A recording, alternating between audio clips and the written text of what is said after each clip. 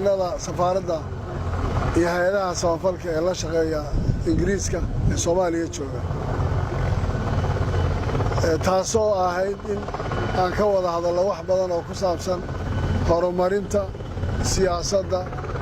iyo guud ahaan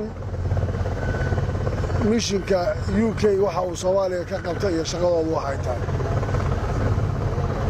waxa safiirku igala hadlay waxay ahayd bal inaan uga warbixiyo arrintii Garoowe iyo processkii arrintii siyaasadda Soomaaliya shirarkii meesha marayaan waanan u sheegnay meesha waxa dhacay iyo waxa jira iyo arrinta Soomaaliya meesha taagan tahay iyo mas'uuliyaddeeda cidda iska leh waxa kale oo u sheegnay oo u sharaxnay arrinta doorashooyinka ee Jubbaland oo aanu sheegnay inaan anigu saacadaas laga bilaabo mas'uuliyaddeeda guddi doorasho jirta guddigaas ee u taala guddigaas ee dawladda iyo musharaxiinta cidda ka wada hadlayaan inay tahay wax guddi uu maamulayo maamulku uu farashaqo ku lahayn waxaan u sheegnay oo ka wada hadalay inaan doonayno inay dhacdo doorasho free and fair waqtigeeda dhacda faragelin ayna u baahnayn iyo cabashada aanu ka qabno in la soo abaabulo ama dhibaato loo geysto intii la yiraahdo musharaxiin iyo hal la qaado ciidamada iyo amniga in khalkhal la geliyo talaabooyinka qaarkood oo dawladdu ay ka shaqaynayso ayna sax ahayn guud ahaan fikirka aan qabno waan kala qaadanay safiirka isaguna dareenkiisa uu noo cabiray waxa uu ku taliyana waxay ahayd Soomaaliya in la ilaaliyo wada shaqaynteeda iyo midnimadeeda si Soomaaliya ay u gaadho guulo dhaxalgala horumar midhalan ay u gaadho ku soo dhawow saacad safiir qaybo badan oo waftigiisa ka midana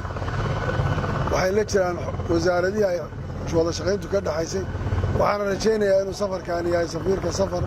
muhiimad badan ka tagi doona haddii la aad baad u mahadsan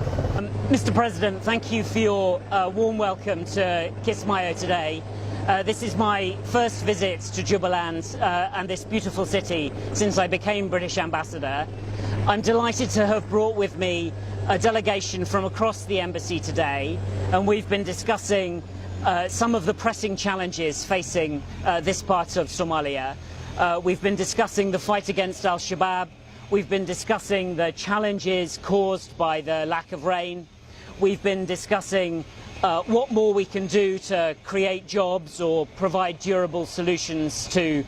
the problems of refugees.